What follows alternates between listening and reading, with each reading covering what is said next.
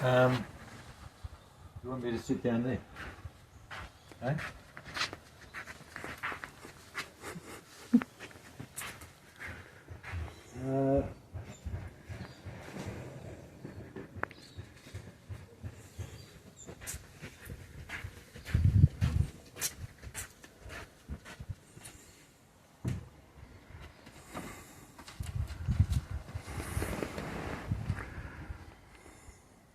Oh, Murray.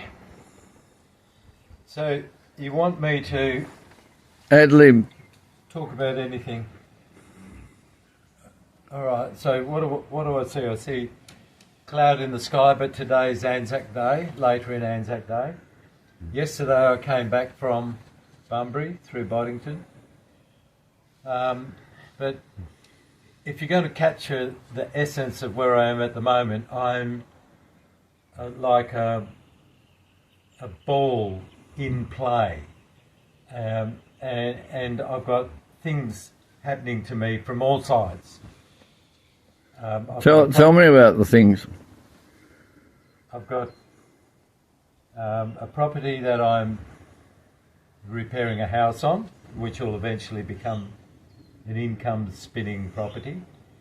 I've got a property in Boddington, which was an interim situation where all my artwork was gathered while we were waiting for the family to make up our mind and settle the family estate, which has been in play since 1997. So we're talking about a quarter of a century. My family has been recalcitrant in not sharing the property equally amongst ourselves, so we can be free to do whatever we want. So this point in time catches me in a situation where I'm not in control of my life. All right, the resolutions I made within the last week, basically, were forced on me. I went to Bunbury, which is normally great to go to, and make sculptures out of the scrap bin. But in the factory we have a man employed to be the project or the workshop manager, and that's his job. So he manages the workshop how he feels it should be managed. But because it's precise and clean and tidy and that, it doesn't allow me to be embraced in that workshop. I can't work without making a mess. I feel self-conscious about the way I work. The welders have been all stored in one place. I can't just switch the welder on the wall and get going. So I was there 3 days. I didn't weld. Now the reason I was there 3 days was I got a call from Glenn while I was in Boddington on the Monday, Easter Monday, to ask me if I'd give him a lift. Well, I wasn't sure whether Glenn was in the city wanting a lift to Bunbury, or whether he was in Bunbury wanting a lift to the farm, or whether he was on the farm wanting a lift to Bunbury.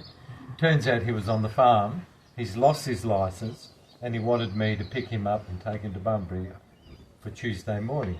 So I was in Boddington on the Monday. I decided I'll come to Thompson's Brook, where his farm is, on the Monday, which was great. I fueled up in Collie.